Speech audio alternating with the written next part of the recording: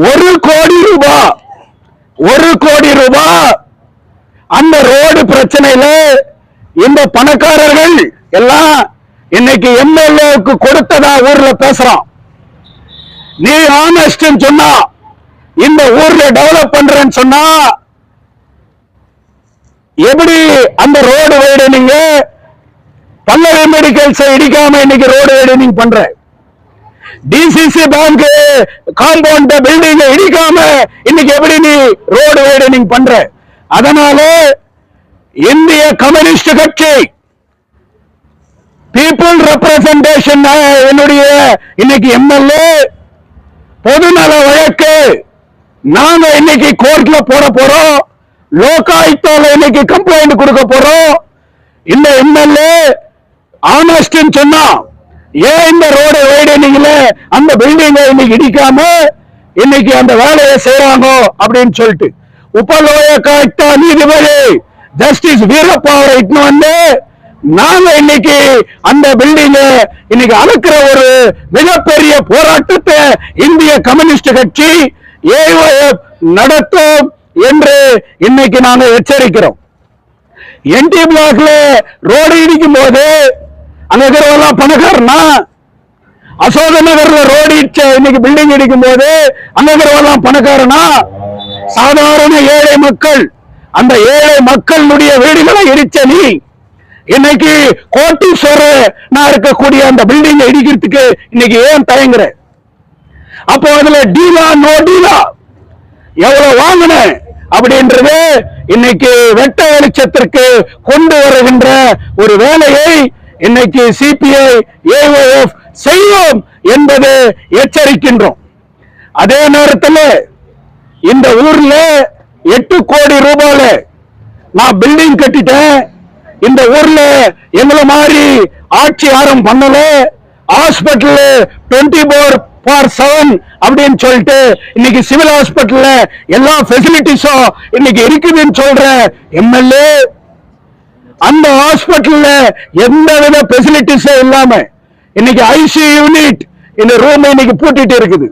எந்தவித அடிப்படை வசதிகளும் இன்னைக்கு ஹாஸ்பிட்டல்ல இல்லை.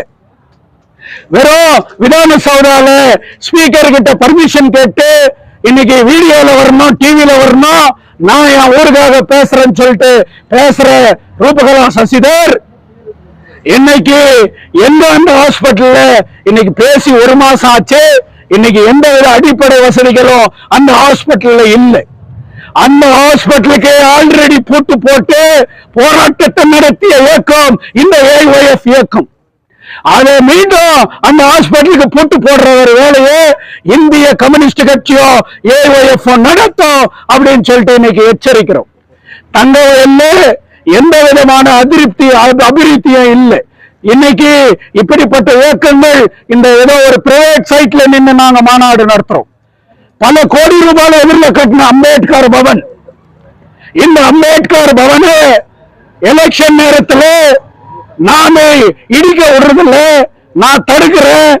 பல பேருக்கு யூஸ் ஆகிற அளவுக்கு, பல லட்சம் மக்களுக்கு யூஸ் ஆகிற அளவுக்கு இந்த அம்பேத்கர் பவனை நான் காப்பாற்றுறேன்னு சொல்லி நாடகம் பண்ண இந்த எம்எல்ஏ ஹைகோர்ட்ல போயிட்டு நான் இடிக்காத தடுக்கிறேன்னு சொல்லிட்டு ஸ்டே வாங்கினேன்.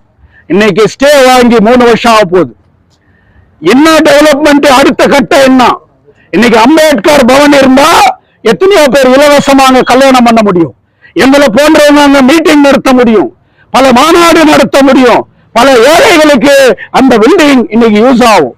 இன்னைக்கு இதன் மேல இந்த ஊர்ல நகரசபை கமிஷனர் இன்னைக்கு பவன்குமார் சொல்லணும், எம்எல்ஏ சொல்லணும். இது அரசாங்க பணத்துல இன்னைக்கு கட்டி வீணா போயிருக்கக்கூடிய இன்னைக்கு இருக்கக்கூடிய பில்டிங்.